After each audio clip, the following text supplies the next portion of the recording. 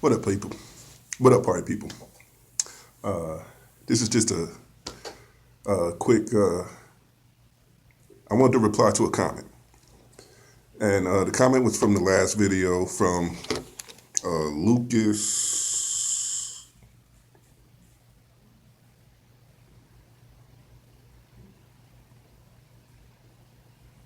Just give me 1 second here, because I like to give credit where credit is due.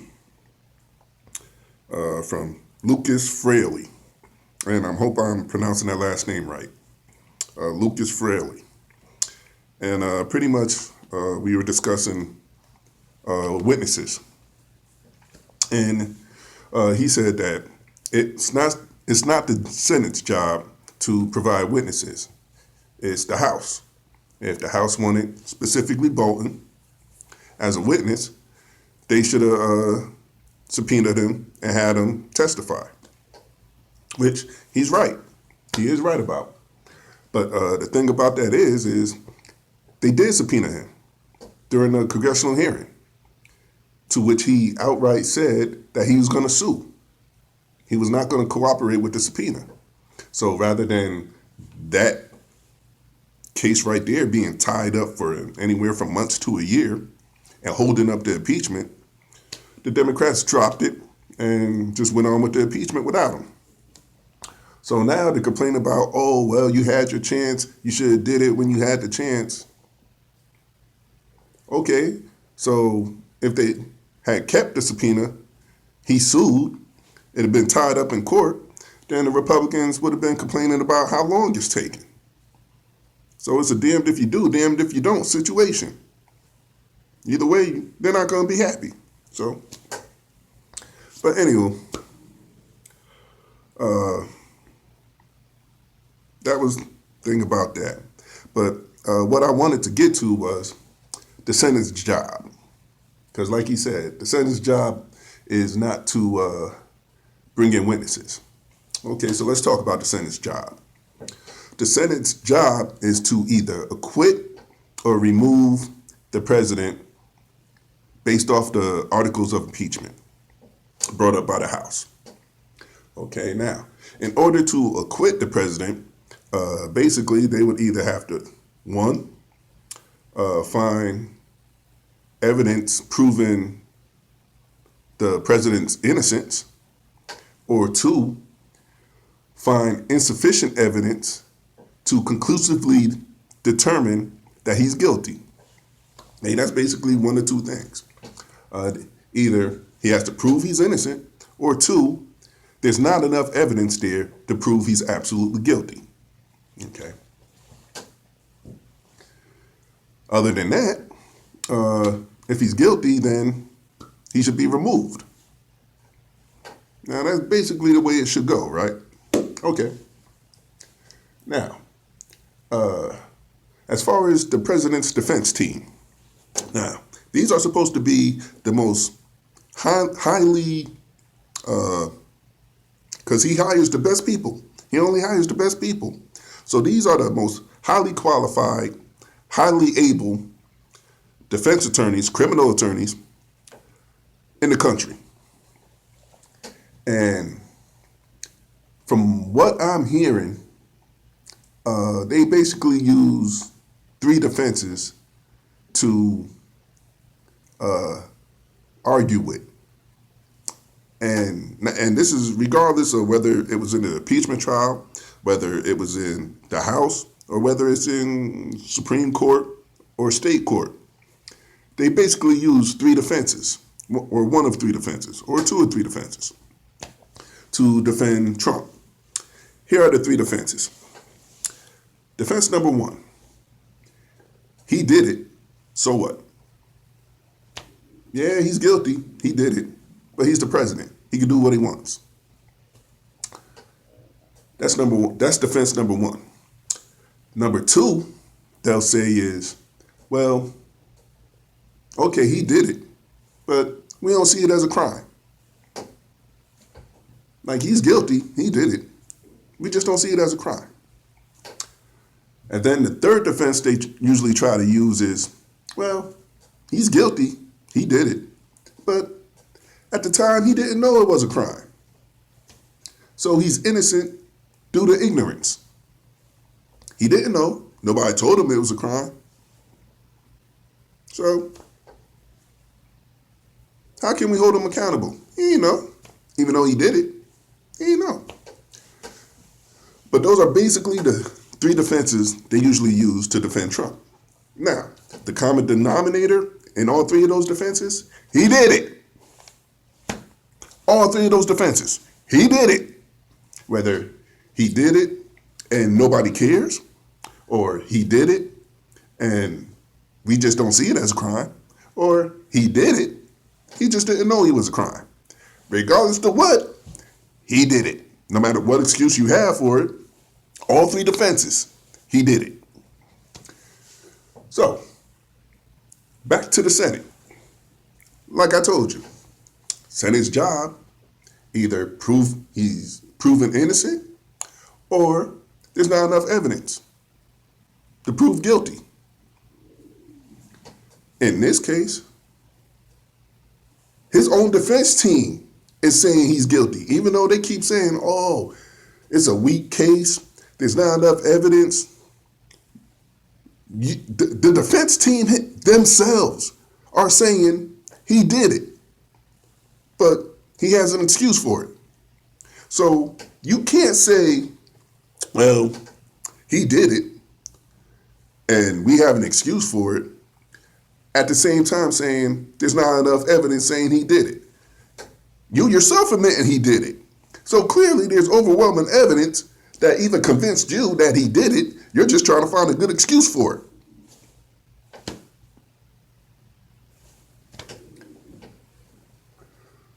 Or two, like this whole thing about the witnesses. Now, granted, Republicans don't want to hear from witnesses because ain't none of these witnesses coming out to defend Trump. Ain't none of these witnesses saying he didn't do it. Not one. Nowhere.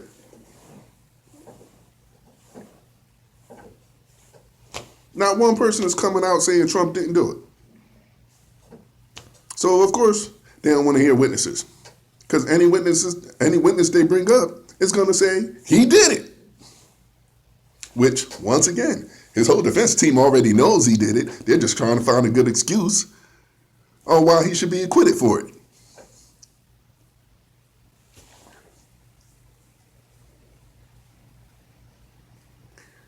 And then you have this bombshell from Bolton.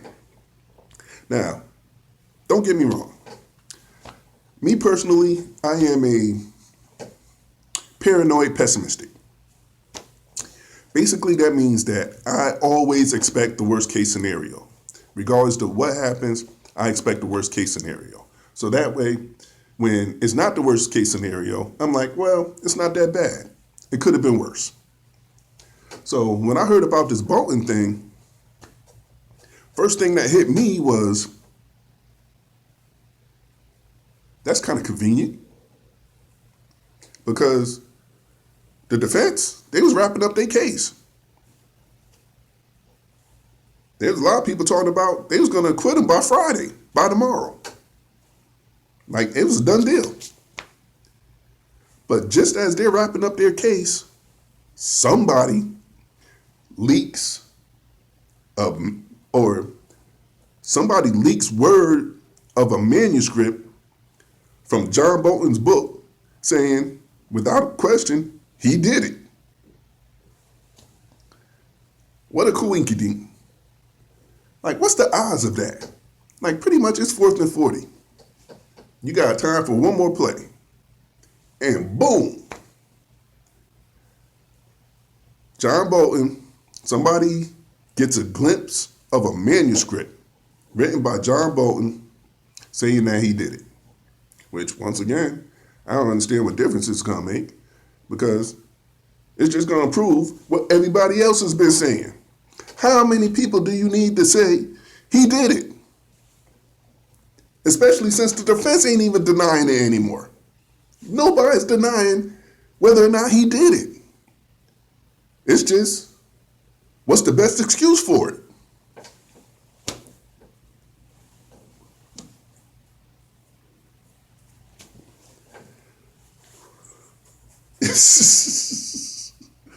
So, bringing it back to the Senate, once again, if either he has to prove he's innocent or there's not enough evidence to prove guilt to acquit him, yep, they're already admitting guilt. There's overwhelming evidence proving guilt. So for them to acquit him anyway, they're just basically saying, we don't care. He committed the crime, but we don't care. We're not going to find him accountable for it. We're not going to find him accountable for anything he does. Whether it's for obstructing Congress, not cooperating with federal investigations, not cooperating with federal subpoenas, or trying to cheat and win the 2020 election. Like you heard Dershowitz, he's saying, well, as long as in pursuit of a re-election, the president can do whatever he wants. How many different ways are y'all going to say the president's above the law? And then still claim, oh, it's constitutional. How many different ways are you going to just blatantly tell the American people that the president is above the law? And then say, yeah, it's constitutional. In what world? In what world? Seriously?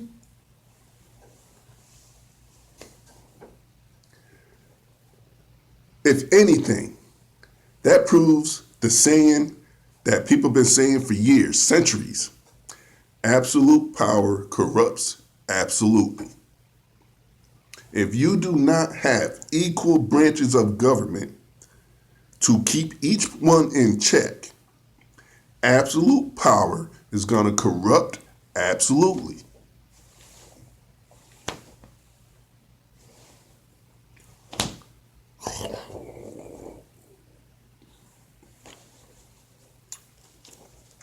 Yeah, I ain't see that.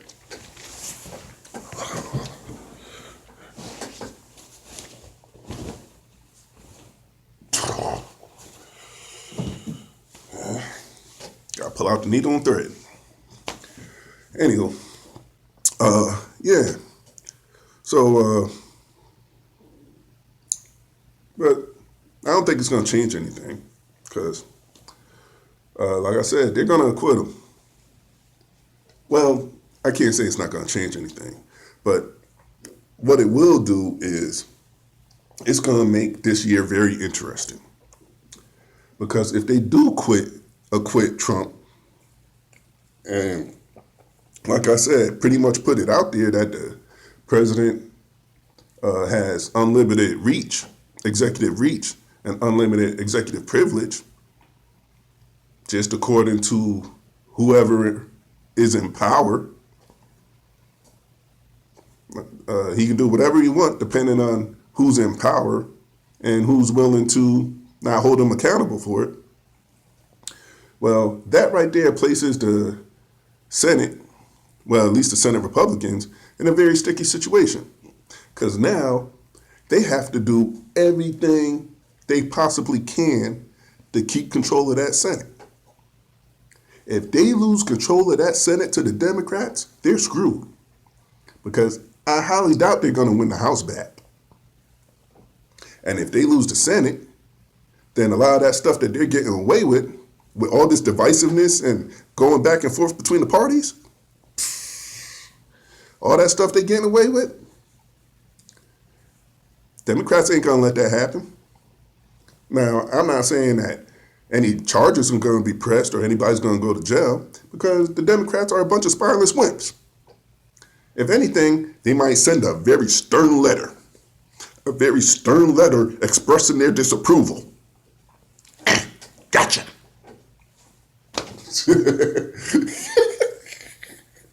Whatever. So it ain't like nobody's going to go to jail or anything like that. But with the amount of, like I said, the executive reach and executive privilege that they're giving Trump, of course the next presidential candidate is going to be looking for that same amount of reach and privilege. And now, how you going to argue against that?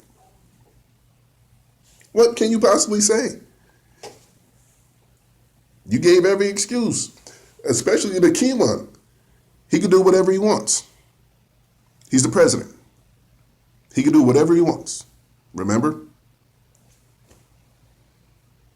Whatever he does, as long as who's in power don't see it as a crime, it's not a crime. Remember? Or, well, he committed the crime, but he didn't know. Can't hold him accountable if he didn't know. Remember? Because if it goes for him, it's going to go for anybody that comes after him. And especially, like I said, if they lose control of the Senate. So it's going to be a very interesting year.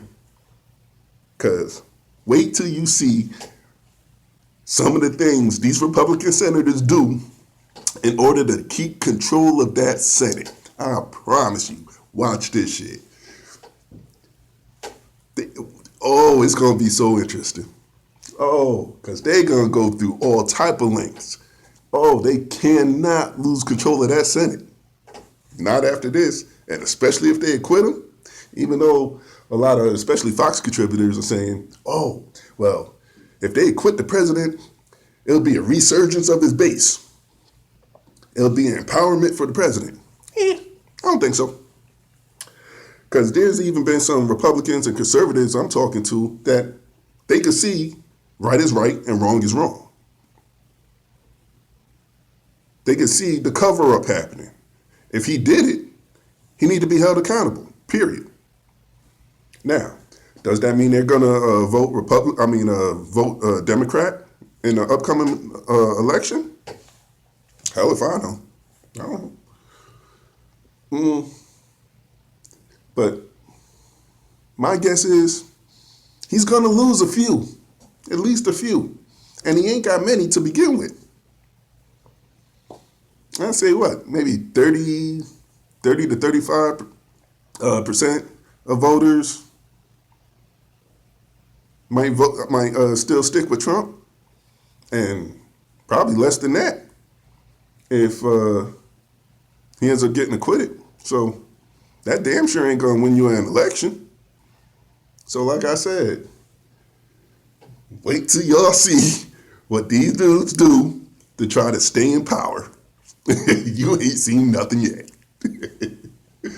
Wow. And especially the thing that kills me, if you're a Fox News viewer. Now, okay, I look at Fox News. Now, before y'all get crazy, the reason why I look at Fox News is because when something happens, I want to get all perspectives. I want to hear what everybody is saying about it. CBS, MSNBC, CNN, Fox News, Fox and Friends. I want to get all perspectives to see their take on the situation. That's the only reason why I do it.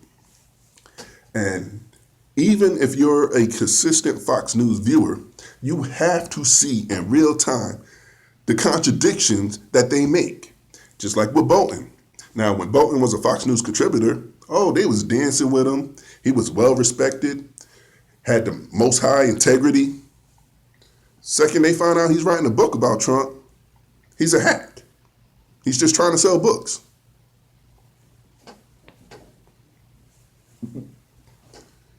So you saw that. You saw what they were saying about him before, and you'll see what they're saying about him now.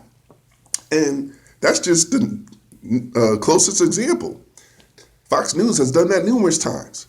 So if you're a consistent Fox News viewer, you have to see the contradictions. And I'm not saying Fox News is the only one that do it. CNN do it. Well, MSNBC don't really do it because they just hate Trump. I mean, they're pretty much consistent on that. They begrudgingly might say something good about that man. Other than that, they can't stand his ass. So MSNBC be pretty consistent about that. CNN, depend on the anchor. Some go back and forth. But I don't know. Now, you gotta take news with a grain of salt, man.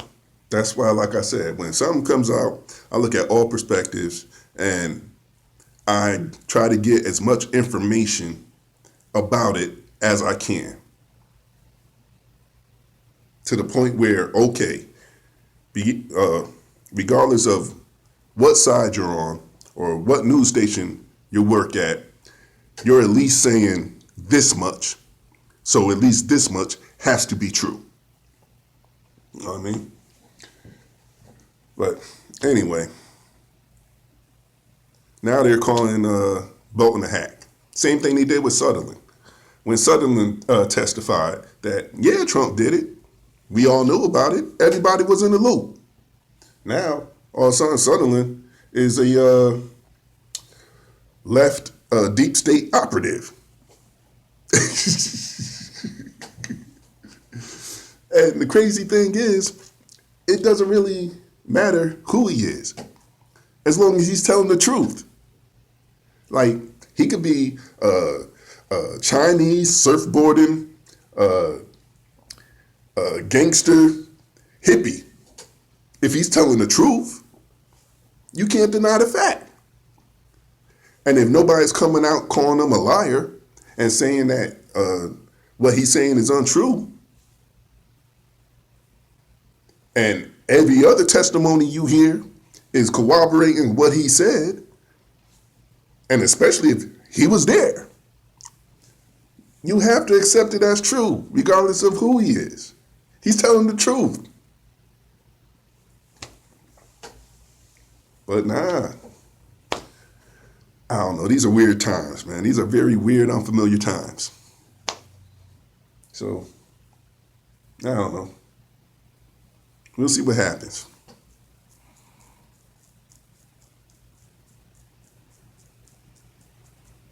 And the thing is, think about how much these lawyers are getting paid. And that's the best defense you could come up with. Think of how much. Now, if you had any type of dealing with lawyers, you know everything they do regarding the case. Every letter, every email, every phone call, every question you ask them, anything having to do with that case, you getting charged for it. So these lawyers got to be pretty much billing Trump 24 hours a day. They got to be making a killing. And the best defense this group of lawyers could come up with is, he did it, but he has an excuse.